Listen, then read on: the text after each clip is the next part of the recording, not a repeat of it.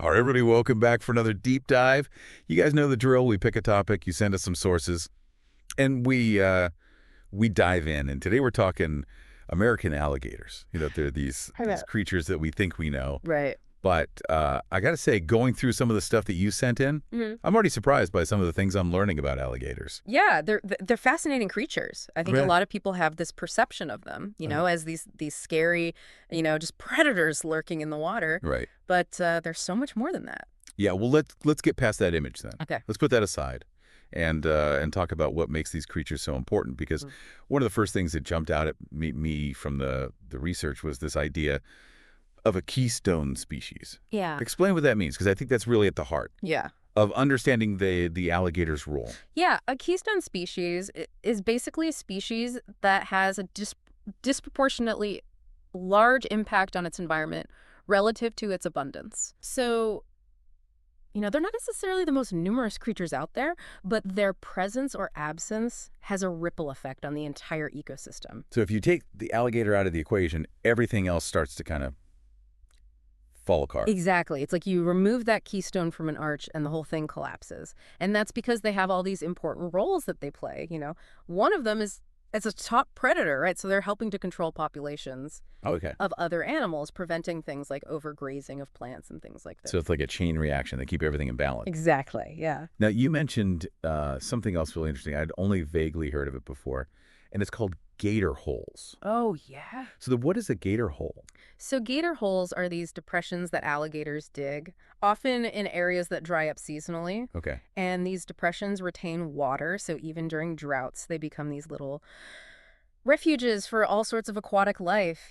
Fish frogs, turtles, insects, all sorts of things will congregate in these gator holes, and they become these little hotspots of biodiversity, and it's all thanks to the alligator. So not only are they these top predators, they're keeping the whole food chain in check, but they're literally shaping the environment. Yeah, they're like ecosystem engineers. Ecosystem engineers. Yeah. I like that. Yeah. And I got to say, when I think of an ecosystem engineer, I don't necessarily picture a creature that can grow up to 15 feet long. Yeah. I mean, that's what some of the research was saying, that males can get that big. Yeah, the males can get absolutely massive, 15 feet or even a little bit larger.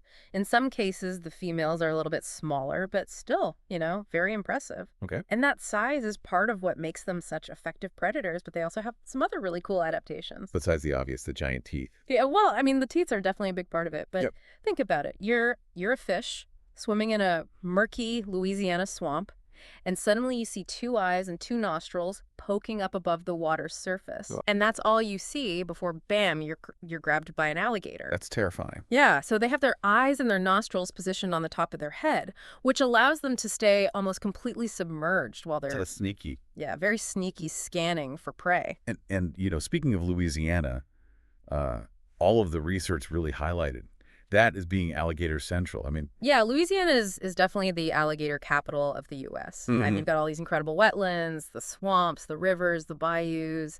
It's warm, it's humid, it's teeming with life. You've got all this dense vegetation, cypress trees draped with Spanish moss. It's just this, it's an alligator's paradise. It sounds beautiful and also a little scary. Yeah, well, I mean, it's beautiful in a wild kind of way. Right. But yeah, it's definitely not a place you want to be wandering around. Unprepared, especially at night. All right, noted. So we've got this amazing habitat, and of course that means there's got to be plenty of food for alligators to eat. Oh, yeah. Louisiana is like a giant buffet for a hungry alligator. Yeah. So what are they dining on? Well, it depends on their age and size when they're young. Okay. They're mostly eating insects, small fish, amphibians, things that they can easily catch, little snacks for growing gators.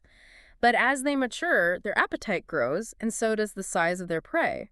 So adult alligators, they'll take down fish turtles, birds, snakes, and even mammals that get too close to the water's edge. And that's where their infamous death roll comes in. Right? Oh, yeah. I mean, I've seen videos of that. It's pretty intense. Yeah, it's a pretty brutal hunting technique, but it's very effective. So explain it for folks who haven't seen it. What's the death roll? So basically, the alligator will grab its prey with its powerful jaws, and then it'll start spinning rapidly underwater.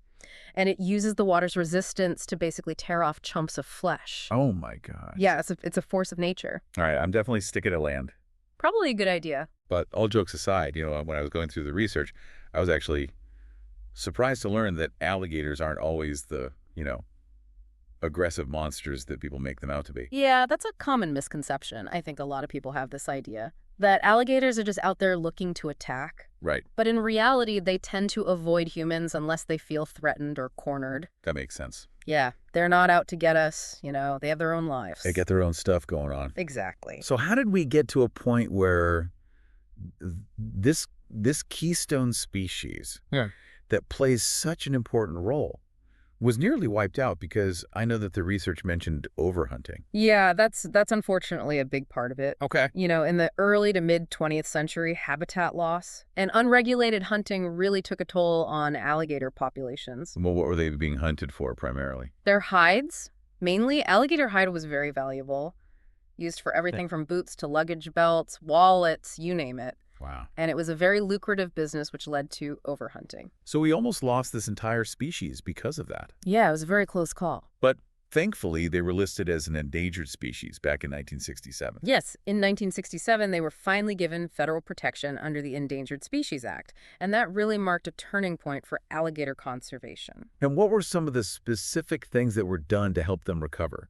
Well, there were a lot of different efforts, but some of the key things Okay. were strict hunting regulations, habitat restoration, and public education campaigns to try and change people's perceptions of alligators. And all of that worked. It did, yeah. It was a huge success story. Wow. By 1987, they were removed from the endangered species list. That is incredible. Yeah, it's a testament to what can happen when people come together to protect a species. And it's not just about the ecological impact, right? Yeah. Alligators are very culturally significant, particularly in Louisiana. Oh, absolutely. They're woven into the fabric of Louisiana culture. You've got the folklore, the traditional Cajun cuisine, the thriving ecotourism industry. They're a symbol of Louisiana's wild beauty.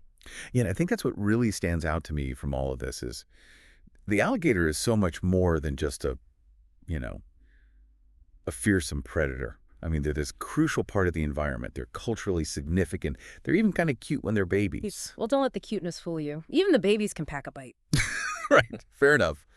But you're right. Understanding and appreciating them is key to ensuring their continued success. Absolutely. So for anyone listening out there, I hope that this deep dive gave you a newfound respect for the American alligator. I think that's what I'm taking away from this. And think about this for a second. What would happen if alligators suddenly disappeared from Louisiana?